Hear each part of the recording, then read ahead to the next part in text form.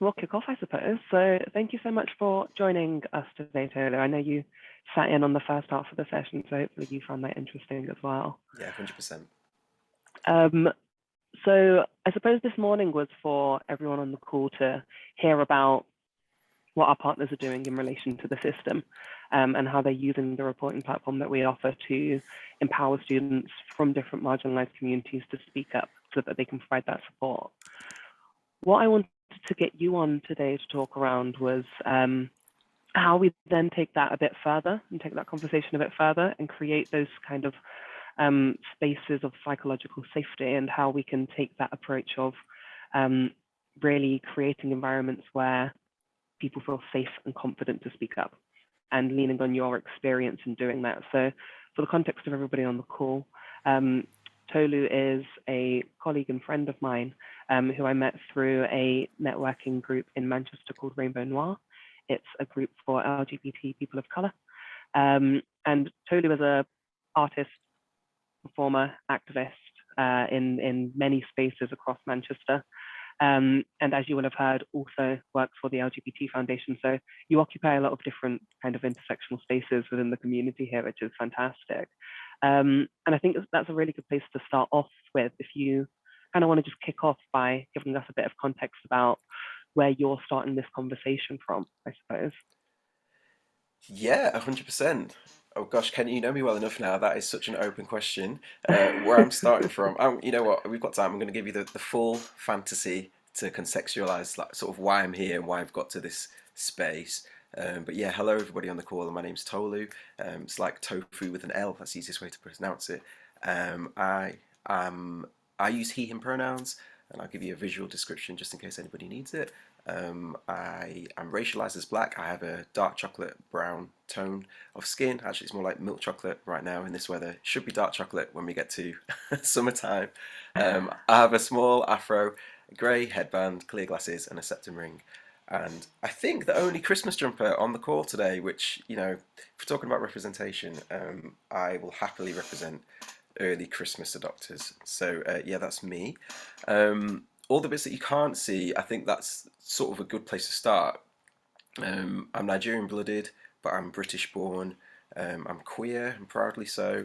I'm not visually disabled, but I do live with clinical depression, and I'm under assessment for ADHD, which might well be the root cause of some of my mental health and well-being issues. Um, for me, whenever I start a workshop or sort of like talk about intersectionality from my own lived experience, I'll start with a question around um, just asking people who was the very first queer person you encountered when you grew up, be it in media or friends or school or family. And just to lay some language stuff down, I'll use queer quite openly as a term as an umbrella term for LGBTQ or I, lesbian, gay, bisexual, bi, trans, non-binary, intersex. I use queer as an umbrella term for all of that. Um, and usually the answer I'll get back about who's the first queer person you encountered, be it in media or friends or school or family, it'll be something like Dale Winton or Elton John or like an Uncle Julian or Auntie Barbara and her housemate Alex or something like that, right? And we'll have a laugh about it, and it's a good thing to kind of talk about and look back to the queer sort of early icons that we had. But then I'll ask, like, out of all the people who you mentioned, how many of those people were not white? And often, and even for myself, all of the people that we encountered being queer, the first people that we encountered being LGBTQI are always white. And so many of us grow up, um, people of colour who are queer, trans or intersex, asking, do we need to be white to be queer? Am I too queer to be black? How do I fit into these two cultures, which are not at all mutually exclusive, but society tells us that they are? And unfortunately, that's kind of run into where we're at even now. Not much has changed. There's been a big shift in the last maybe 5, 10 years, but institutionally and systemically, spaces are not really built with totality in mind. Um, it's kind of the same as like things like skin tone. Um, so when we talk about um, children's toys and maybe like plasters, my partner's just got hearing aids. My partner's white and has just got hearing aids. And they're all kind of designed with a certain skin tone in mind. If I get a plaster, everyone's going to see it. If I get hearing aids, everyone's going to see those, and I might want them to, and that's fine. But I don't really have that option.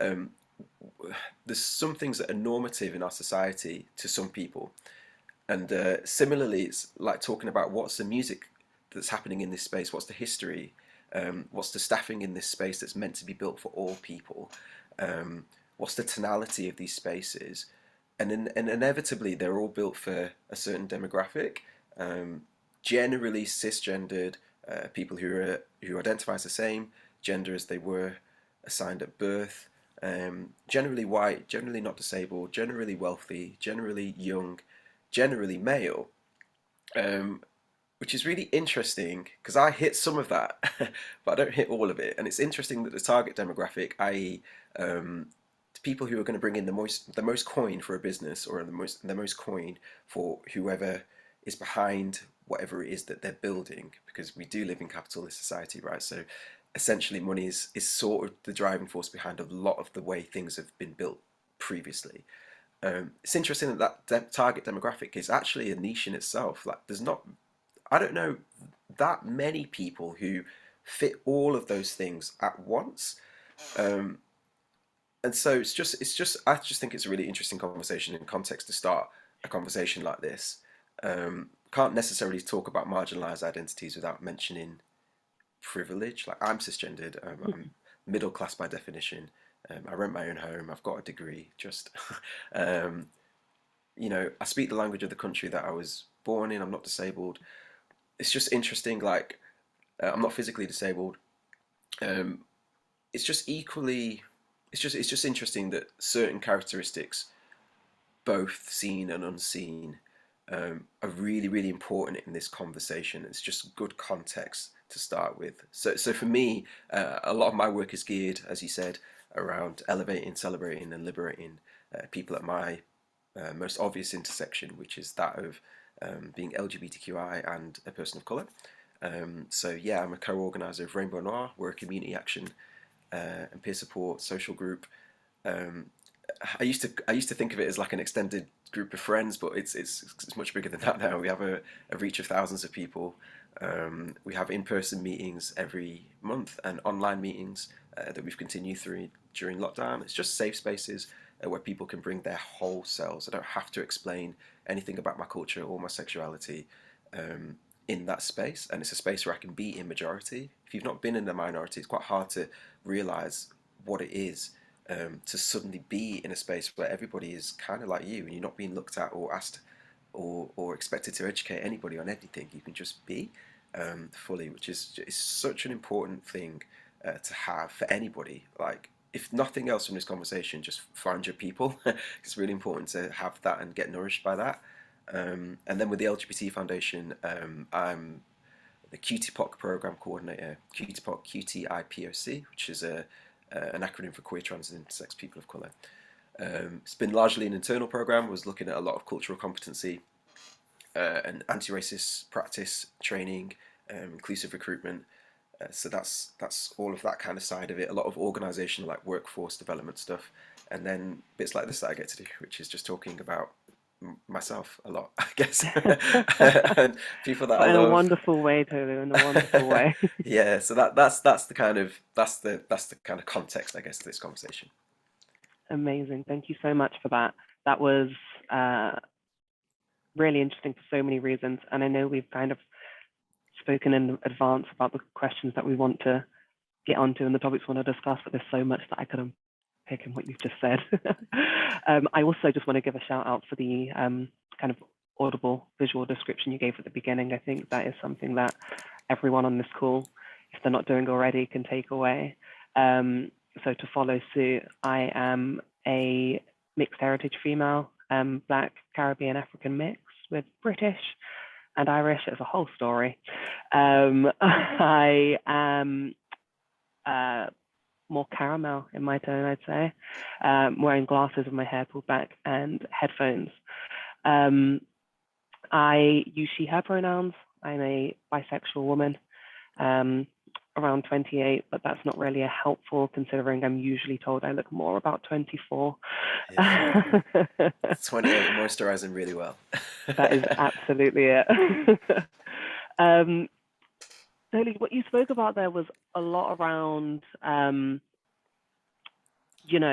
you work in these spaces and help to create these spaces where people can feel comfortable being themselves. And you said something around, not creating that obligation to educate people or feeling like you need to educate people in these spaces. And that's the kind of strength of having those. And I think by having somebody as the QTIPOC lead within the LGBT Foundation, or as a co-founder and leader of the Rainbow Noir group, having somebody in your position to create that space, I think is really important.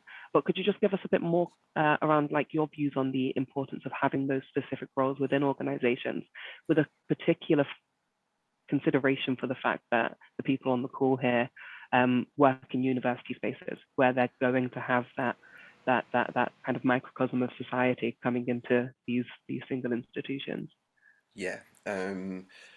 Yeah, large question. It's all good though. I can give large answers, don't worry. um, and feel free to chime in. So I only just saw in the chat around queer as folk, which to my I don't know, I can't remember the antonym to credit, but yeah, I've not seen it, so I need to get involved with that and cucumber. But yes, that is a massive tangent. Back to this point. Um, so much about the importance of these spaces is around. You hear the buzzword of empowerment a lot.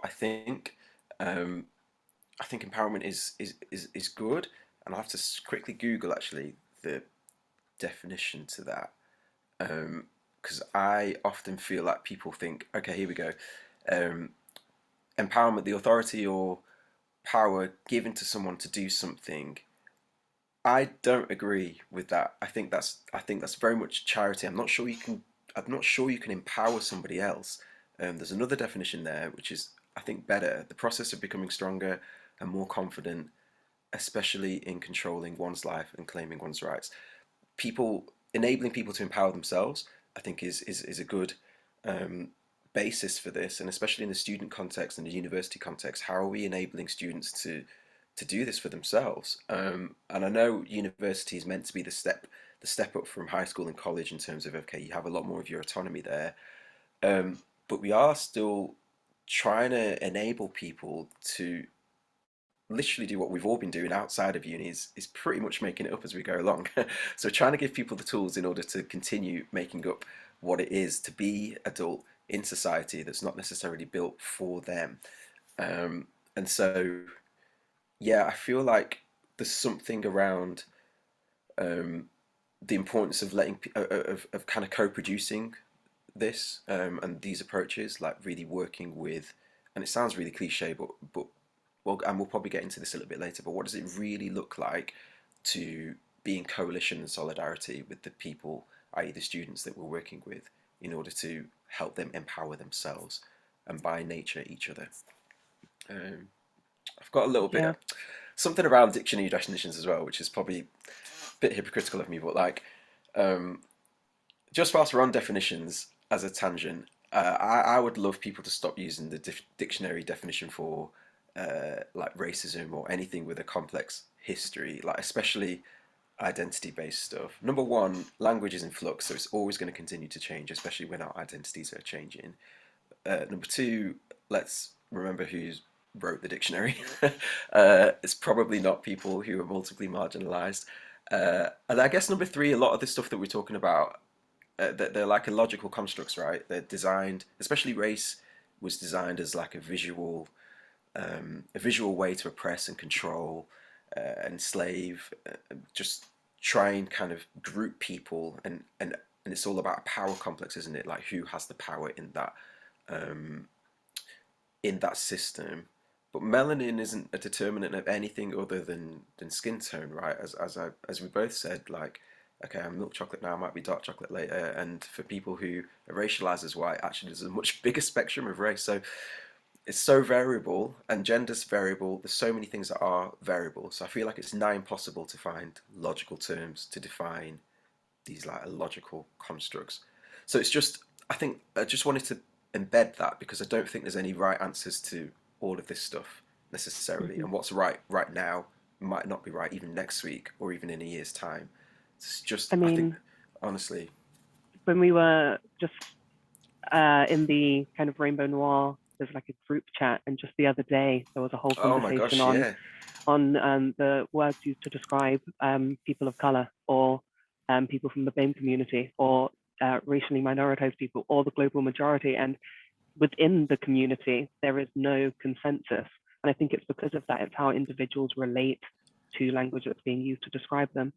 100%. And you know that what you've just said there around you know, you can't give power you can't empower people, you can't give people the means to empower, but what you can do is allow them to empower themselves. It goes to that, back to that whole analogy of, like, you know, uh, these power structures, whether you're talking about racism, whether you're talking about misogyny and the patriarchy or anything, there's an expectation almost that you have people that are holding the keys to the house, Mm. that are trying to open that door for other people to get in. But by doing that, you're saying, well, this is my house and therefore I'm letting you in, as opposed to saying, let's knock down a wall and you can start to build your own space. That's part of this. I love that Um, analogy. Yeah, yeah. and I think if we're talking about language and and how we start to create this space, I know I'm kind of answering the question that I've asked you as well. No, I'm here for it. um, there's definitely a piece in here around, um, as you mentioned, kind of coalition and what is it that students are saying they need in order to make these spaces. So yeah, I love this route you're going down. I feel like I'll cut you off there, and please, sorry if there's more that No, you want to. no. It's just a conversation. It's way better as a conversation. It's literally, um, it's just it's so interesting that I think a lot of the times these talks and panels happen. We talk about people will talk about conversation and then not really listen. And it's like, are they talking about a one-way conversation? Is this like I don't know everything. 100%. The more I find out, the less I know. So I'm really happy for people to chime in, and I'm going to try and keep an eye on the chat as well. But you did ask around the particular context of my work, which I didn't really, I guess, I can flesh out a little bit more. Um, uh, in terms of like the importance of these spaces, specifically representation for LGBTQI people of color, um, it often used to be an ideological conversation. Like we talk about how hard it must be to be at the intersections of two systems of oppression. And we all know about intersectionality, which is around how these systems of oppression like combine to form unique oppression. So there's lots of different ways and lots of different challenges and ways we can struggle. But finally, we're starting to get the real data and evidence through for that. I think more and more of it is coming through. Very recently, the um, UK Black Pride released a report um, following their survey of around 100, not 150, 1,500 respondents, just talking about the experiences, challenges, celebrations, and struggles of being LGBTQI plus people of color.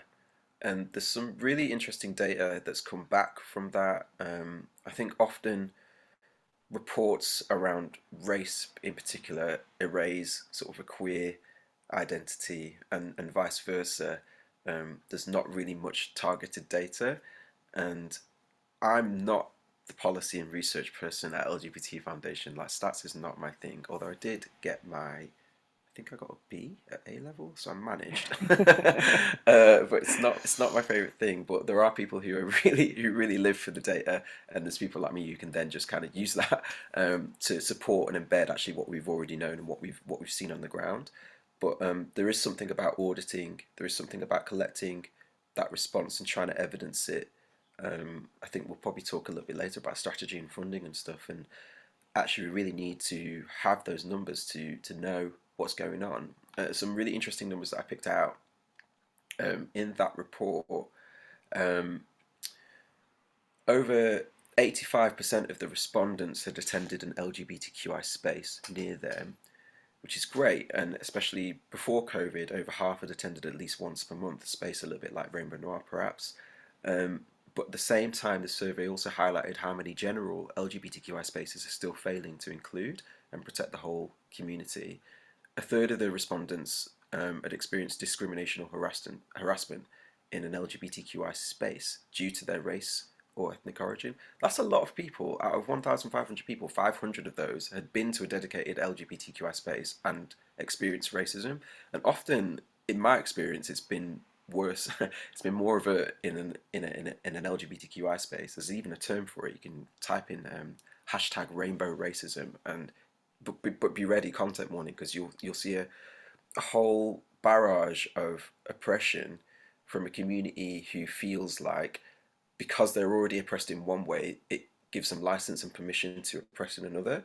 And so it's just really important to have this conversation through an intersectional lens. Like, how can we address the totality of a person? And I'm just talking about two protected characteristics here. There's so many more. So it's important to have these safe spaces. It's important to have these exclusive spaces where people can feel like they're a majority. But equally, the solidarity and coalition is the only way I think we'll all be able to move forwards with it. Like, are we talking to people and capturing their whole the totality of themselves in the whole conversation? And I think that's a really important takeaway, because most universities will have spaces and will be able to say, yeah, we have an LGBT network for our students, which I think can be a really powerful tool to kind of communicating. And I'll go on to talk about consultation next, I think, to communicating with the student body and getting student opinions. But if those spaces themselves are excluding people and preventing them from speaking up, then there's a whole job to do there in addressing that. So yeah, no, thank you for that. So let's go on then to talk about consultation a bit, because we're talking about this co-creation, and to do that you need to have these open channels of communication with students, and to do that you need to encourage that participation. So what advice would you give to university, I suppose, then in reaching out to students to encourage that participation, but then also in carrying out that consultation, that kind of co-productive process? More big questions. It is, but I think it's quite a simple answer. For once, I could just give a one-word answer, or two at least. Remuneration and reparations. I think are really just two massive concepts that don't really reach the student. I guess the education sector and higher education in particular. I think students are expected to do stuff for free, and I'm not just talking about monetary compensation, but like, how can we be creative in how we're giving stuff back? I think honestly, it's exhausting and it's work to continually output your identity, your lived experience, your knowledge, like period. That's exhausting continually to live in an experience. And then people who are wanting to help, the intention is good, but the harm is real. Because for me, that's kind of almost rehashing my trauma. And it might be a check mark for you as somebody who's on the outside of that intersection. But for me, I'm just like, I've now just given my heart out again. I've told you what my struggles are, as we have done for the last however many years. Number one, nothing seems to be changing. But two, I don't really have any, like, there's no give back for me. Like, what am I actually going to get from this process of knowledge, like leeching, that benefits me directly? And I'm being figurative here, but we're talking about your students that you're wanting to build this amazing a system and software and process with. Everything I've heard so far is awesome, but I just wonder if we move away from this concept of consultation and maybe more into a realm of co-production. Especially when we're talking about people like me. I wouldn't class myself as an academic anymore. And when we're talking about students as well, if the knowledge is that valuable that we're searching for creative ways to find it, then surely it's as valuable. It's valuable enough to honor and maybe actually attribute some tangible value to.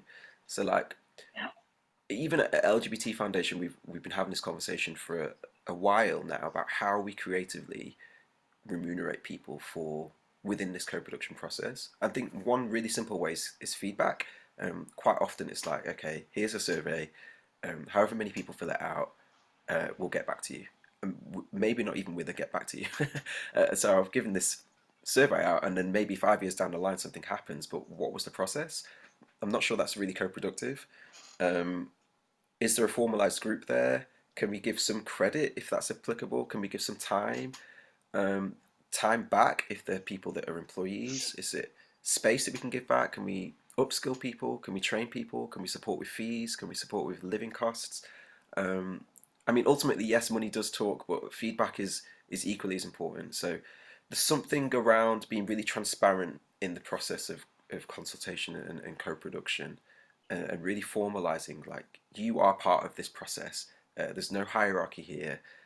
We're getting away from this main character syndrome that a lot of the third sector has. I know, I'm not sure what it's like in the higher education sector, but this whole thing of like you need a face, or it's quite interesting actually being introduced as the LGBT Foundation. It did make me chuckle only because I might not feel like that, but I'm sure a lot of people do.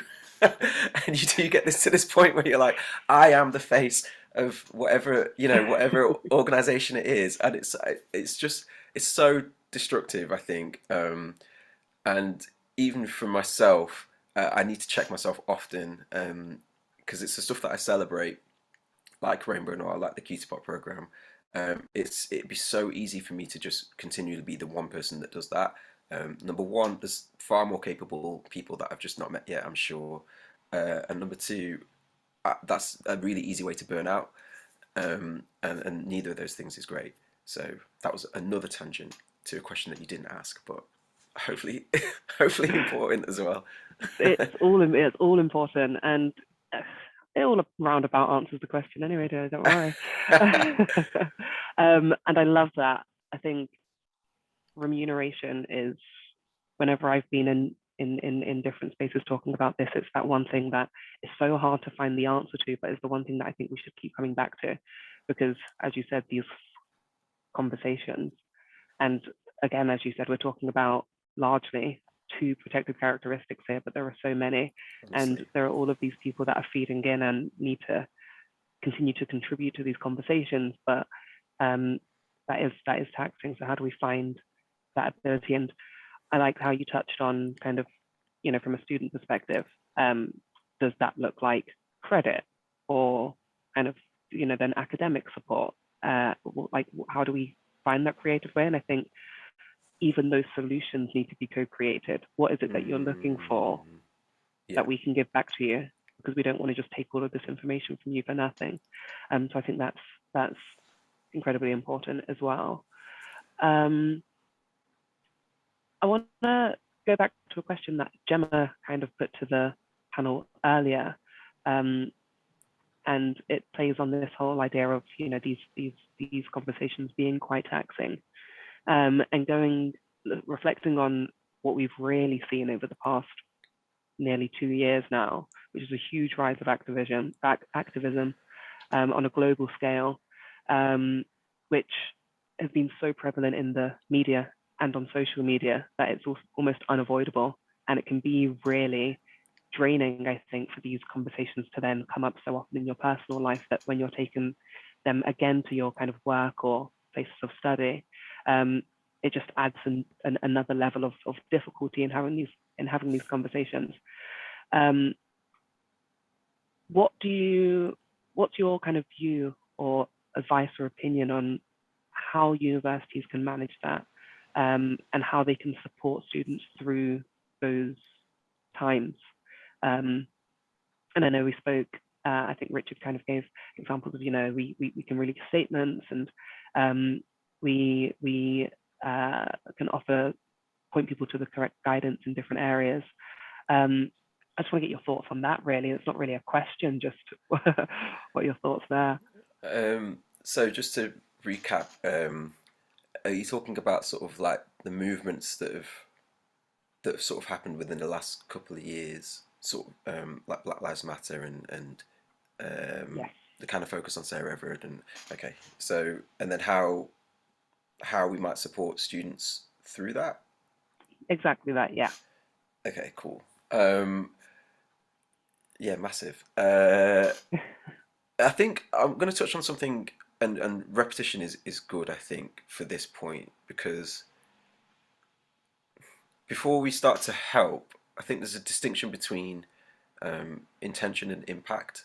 Um, so, like, for instance, a good analogy is if I go to hug you and I end up pushing you down the stairs and you break your leg at the bottom of the stairs, my first response probably shouldn't be, um, I didn't mean to push you down the stairs. I didn't mean to break your leg. I wanted to hug you. In fact, I was hugging you. Let it be known that I was hugging this person. Number one, you make it about yourself. Number two, that person is still at the bottom of the stairs with a broken leg.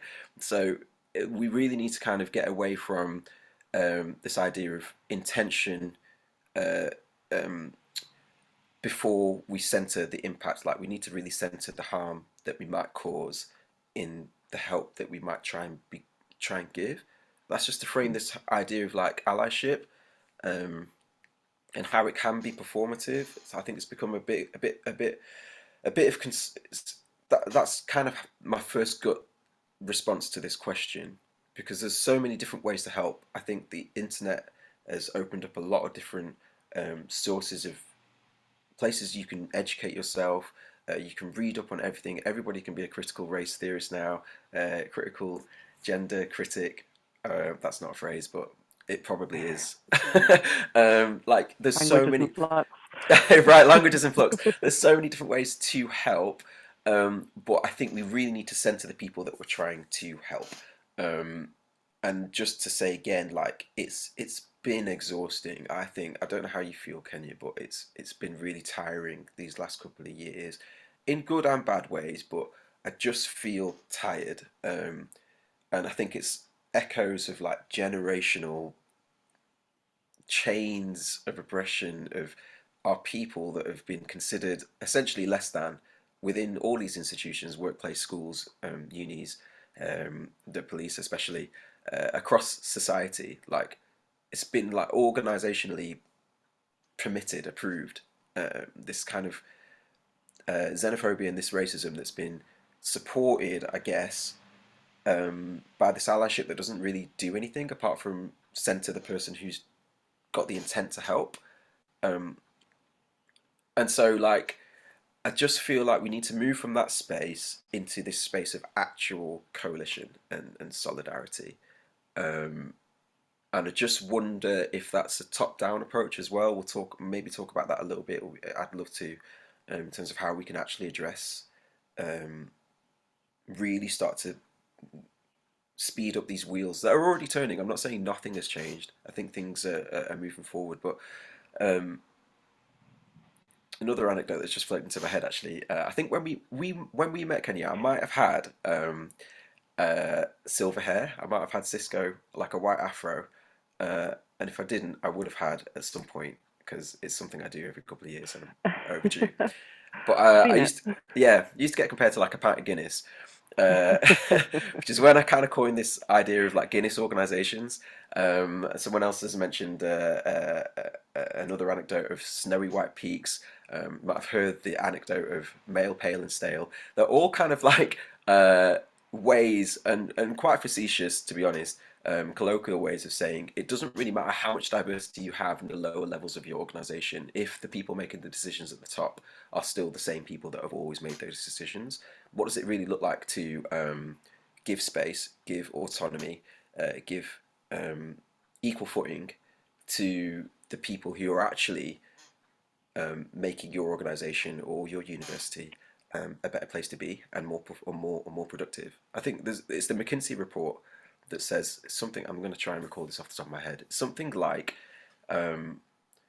organizations with more than 30% of women in leadership are up to 48% more productive. That's economically, that's financially, but also in terms of well-being. And Mhm.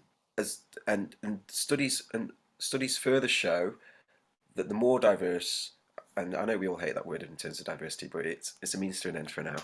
The more varied, the more rich your organization is, the executives of your organization, like the people in actual leadership making those top decisions, the more diverse that bit is of your company, and this is uh, through hundreds of different companies over like 15 different countries, something like that, and thousands of people, loads and loads of data over a number of years. I think they've been going since 2014, 2015. So this is the comprehensive data set that says unequivocally that the more diverse your leadership is, the better you are going to perform. So it's helpful, even if you are into capitalism, like you're going to make more money if your leadership is more diverse. But in terms of like humanity and being ethical, and supporting people who are really struggling, like yes, of course, um, it's not enough for your leadership just to be like woke, or make performative statements. That there has to be uh, an intentional and like specific change in how we approach leadership and decision Mhm. making. So that sort of is a roundabout way of answering your question.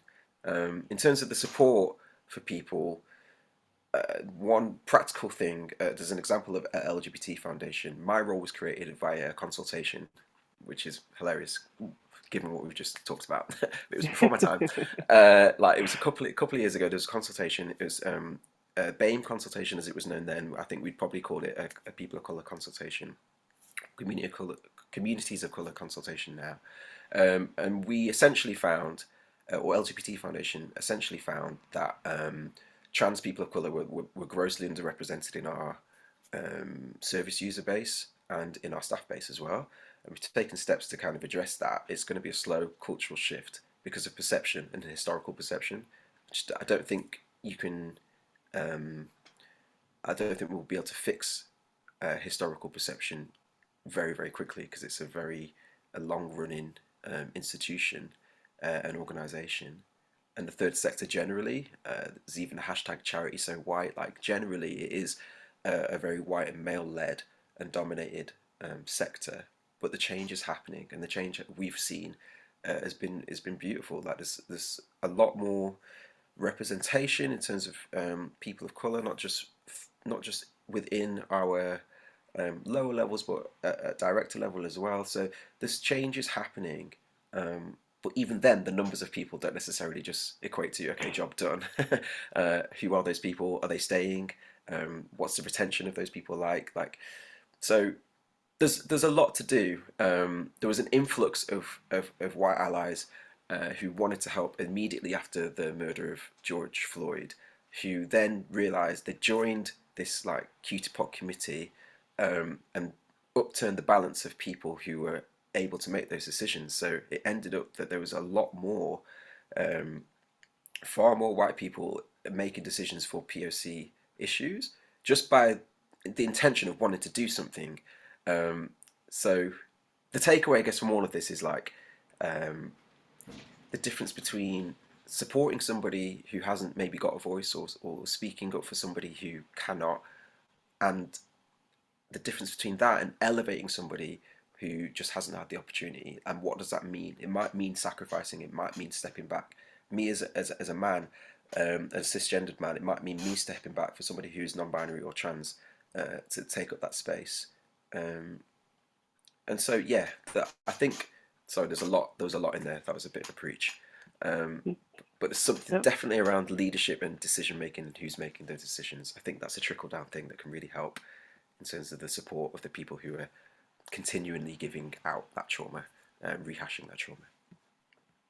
Yeah, no, there was a lot in there, but it was all incredible.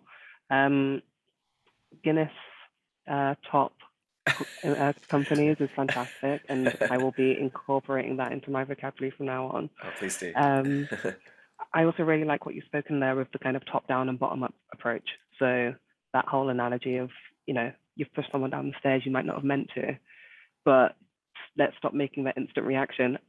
We didn't mean to do that. In fact, we have a strict no pushing down the stairs policy, versus just giving people that space to say, we've seen that this has happened. We understand that that can be traumatic.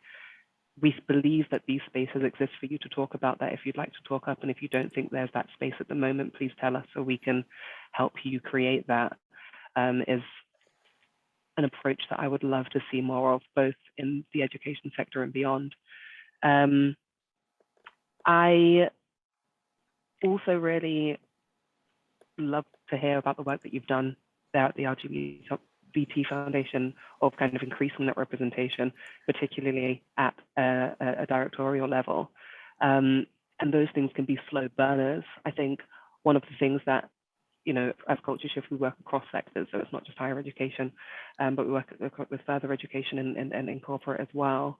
And we have the ability to kind of draw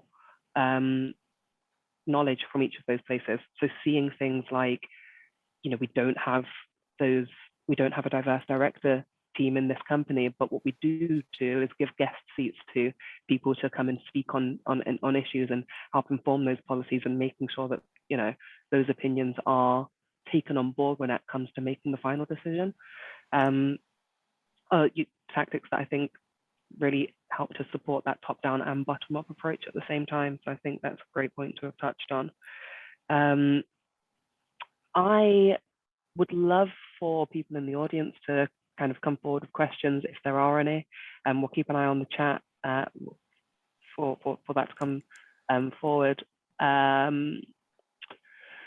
You touched on allyship a bit there, and how that can often be performative in nature, which I think what we've spoken around coalition and co-production is to me personally a far more effective use of language than allyship. I think sure. Allyship can often be something that you wear as a title, but there's not really direct action that you can take from that, other than sitting outside of an issue that isn't necessarily yours. I don't even know if there's a question coming from this. It's just good. No, I think you're right. I think it's in the name, isn't it? In terms of performative allyship, and that's me as a performance artist. Small plug there. Tolu Music, ToluMusic.com. Get involved if you want. But yeah, a performance is literally just that, isn't it? It is a performance. It has a start point and an end point, and that's really difficult to navigate when you're the person who is meant to be supported. What happens when that performance ends and it's exposed for what it really is? Was it a branding exercise? Was it for the personal, professional representation or reputation? When do you stop? When do you change your logo back from being in rainbow colours, or when do you stop using and plugging black people at the front of your Black History Month season? You have to turn those bits off at some point, and that can be really, really damaging. I'm not saying that, and that wasn't a dig at anybody who's in comms and marketing. I know it's difficult to kind of encapture everything, but just be authentic with it. And co-production is so important in all of this. It's a really good example from LGBT Foundation. You asked a little bit about what we have done. I'll give a couple of examples, but we are very much a work in progress there, and I'm part-time, so disclaimer. But we have, in terms of at the directorial level, a couple of things, and quite brutal and frank things, to be honest. For the directorship to change, it meant that people had to sacrifice what they already had. There's no two ways about that. There's not enough money in the world to just employ more directors, and I don't think that would even solve the problem, because the people who are still making those decisions and historically have been making those decisions would still be there. It's not to say that they're making bad decisions, they're just not maybe making the most informed decisions that they could be. And McKinsey has said, well, I said all that stuff about McKinsey before. Please do check out their whole data set and their whole remit of work. It's really powerful. But yeah, people had to step back, number one, and I don't I don't necessarily know the ins and outs of essentially why, whether it was convenient for them, um, but I do know that they had to do it, and people who are potentially at the prime of their careers actually saying, "I'm going to move on to something else now and let somebody else," and even the conversations that we had post those people leaving were, "I really hope that X person can carry on this work in my stead, somebody who doesn't have this lived experience and has a lived experience that is underrepresented," and that did happen. But number two, Kenya, you touched on this in terms of inviting other people to the table who aren't necessarily in the organisation. So yeah, we did recruit some external help and consultancy and advisor who worked with me not only on our anti-racist practice training and inclusive recruitment stuff, but in terms of reshaping our recruitment package, where we were targeting uh, um, job applications, the language that we use, accessibility of those applications. We got rid of the idea that we needed CVs. That's a whole different conversation. Just really trying to improve the breadth and any sort of barriers and systems that might have stopped the people that we wanted to employ and recruit to help lead and guide this organisation. We just needed to get rid of all of those barriers. So that happened in terms of external consultancy to do that on a level with our directors and our leadership. So there wasn't like, I'm going to take your advice and maybe consider it. It was like, actually, we're working with this. We're working this together. And then number three, it was just conversation, I think. Conversation within LGBT Foundation really opened up the conversation about race. We hadn't really talked about it openly before, not all of us together. And it was powerful, and um, it's a work in progress. And I'm excited for the work that is to be done. It has been painful at times to really kind of dig into what people think. We did a lot of focus groups on people who weren't in the organisation, people who were colleagues of colour who are in the organisation, and most importantly, trustees and colleagues who had left. And we really dug down into what life at LGBT Foundation was like and our approach to racial inequality. Um, we are not the be all and end all uh, of, of, of race equality by any means. I think, like any charity, we're a learning organisation, but it's that first step of taking that vulnerability and accountability and centering that and being transparent about it that's really enabled some massive culture shift, and that's been apparent in the people that have now come on board. I think everybody who's come on board in the last few months has a really positive recruitment experience. We do have a few networks now, one of which is a Colleagues of Colour network. And then on the point of student networks, make sure that the networks are talking to each other, so people don't have to switch off one identity or other. We're looking at all of this stuff intersectionally, and there's something really powerful about intra-network collaboration. So that's just, I guess, a small point that can be really powerful for helping these spaces thrive and helping people thrive in multiple spaces.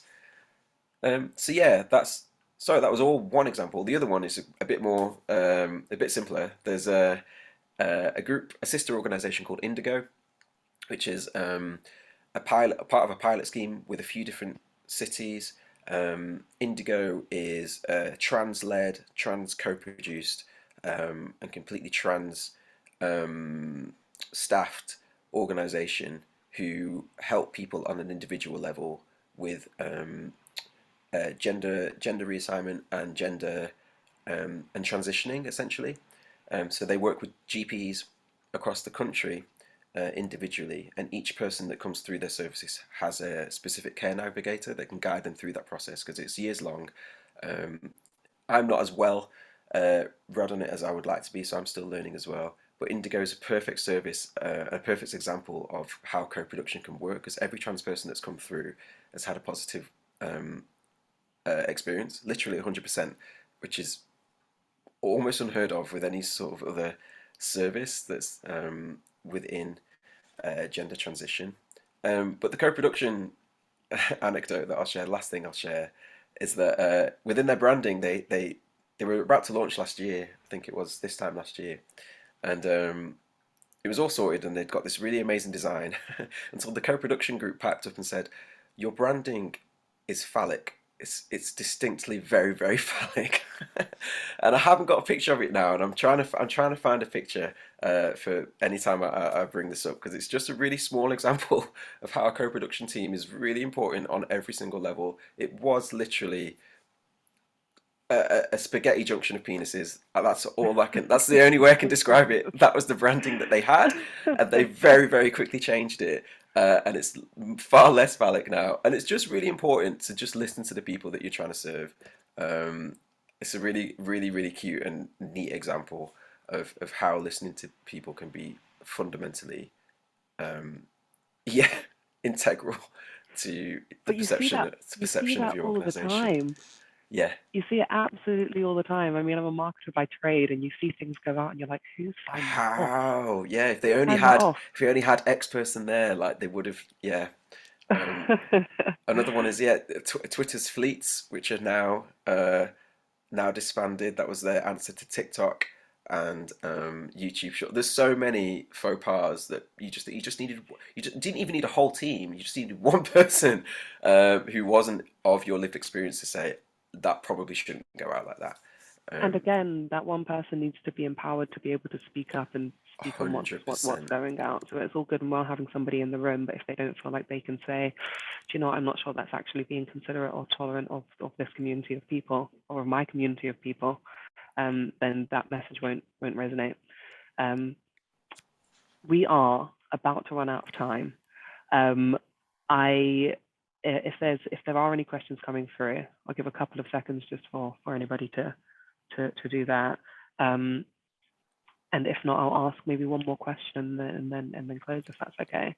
Yeah, no problems. Um, so it's around this kind of idea of, we can encourage allyship, and I think as much as we should sit here and critique it and challenge it, um, encouraging allyship is still something that is productive in to achieve an end.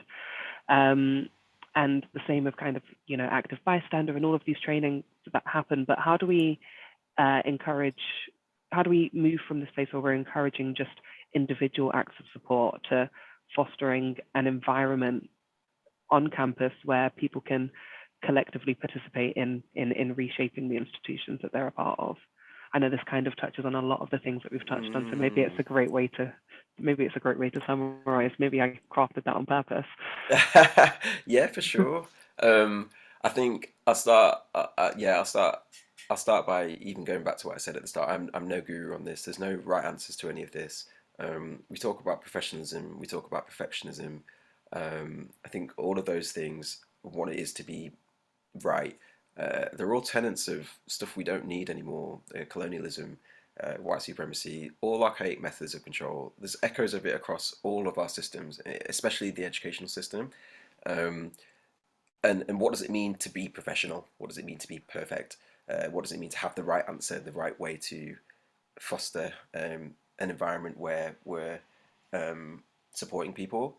Um, I don't know if there is, um, but on a practical level, there's some things around the work that I do and the work that we're all trying to do in terms of helping people show up as their authentic selves. Can people really show up as their authentic selves? Um, like in university, I can only think of a few examples, but um, I so very long story short, I graduated in dentistry in a former life.